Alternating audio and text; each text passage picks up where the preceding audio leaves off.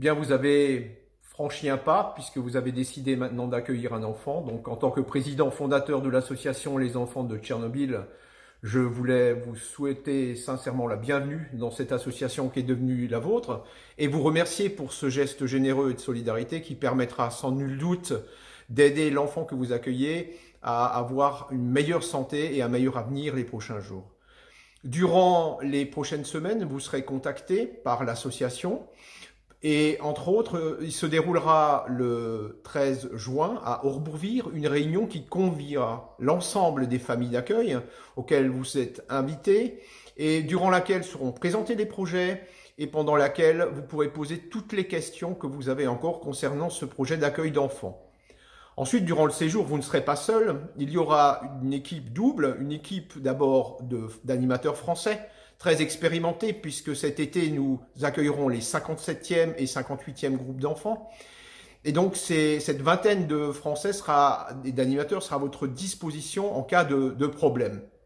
En plus de ça, nous avons une cellule dite d'urgence où à tout moment, des interprètes mais également des responsables français seront joignables en cas d'incident, d'accident ou de gros problèmes. Au niveau sanitaire, eh bien, vous savez que ces enfants sont contaminés par le biais de la chaîne alimentaire par un certain nombre de composés radioactifs dont le principal est le césium-137.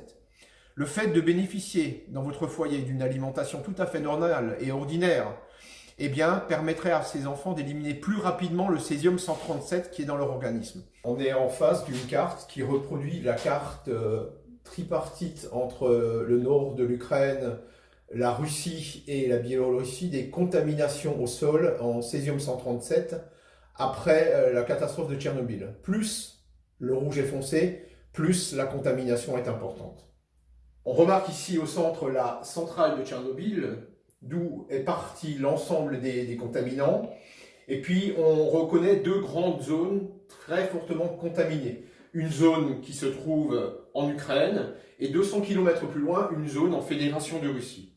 Les enfants que nous accueillons au mois de juillet sont originaires de cette zone-là en Ukraine. Le groupe qui vient au mois d'août, ce sont des enfants qui viennent de la ville russe de Novozhivkov, une ville de 40 000 habitants qui est fortement contaminée et qui est appelée la Tchernobyl de Russie.